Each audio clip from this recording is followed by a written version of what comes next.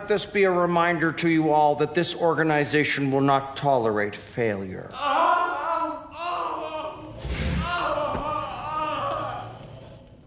Gentlemen, let's get down to business. We've got a lot of work to do. Someone help me.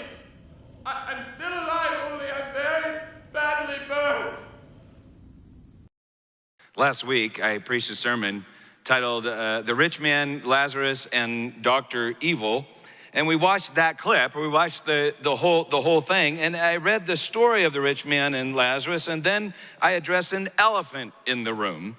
I said the elephant is a question, and this is the question. Is God Dr. Evil?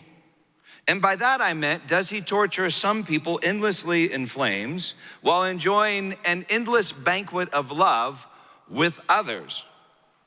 Now, there's a variety of ways, many ways that you can view this story, the rich man and Lazarus. I'm not saying you have to agree with me, but I am saying that if you view this story through the lens of popular cultural Christianity, God does look an awful lot like Dr. Evil. However, if you view this story through the lens of biblical Christianity, things begin to change in a rather fascinating way.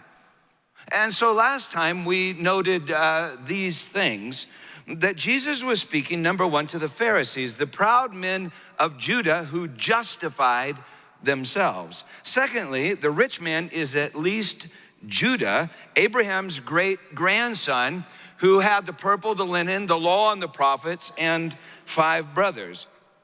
Third, Lazarus appears to at least be Eliezer of Damascus, Abraham's Syrian Gentile servant set to inherit Abraham's house if Abraham does not have an heir. And number 4, Abraham is Abraham. That's who Abraham is.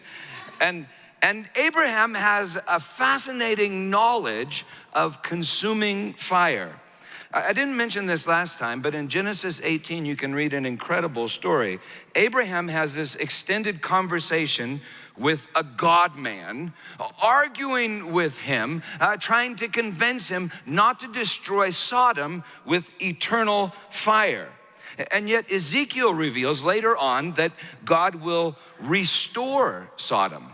Chapter 16, you ought to read it. He annihilates her and recreates her with eternal fire. And Abraham now seems to be at peace with this fire.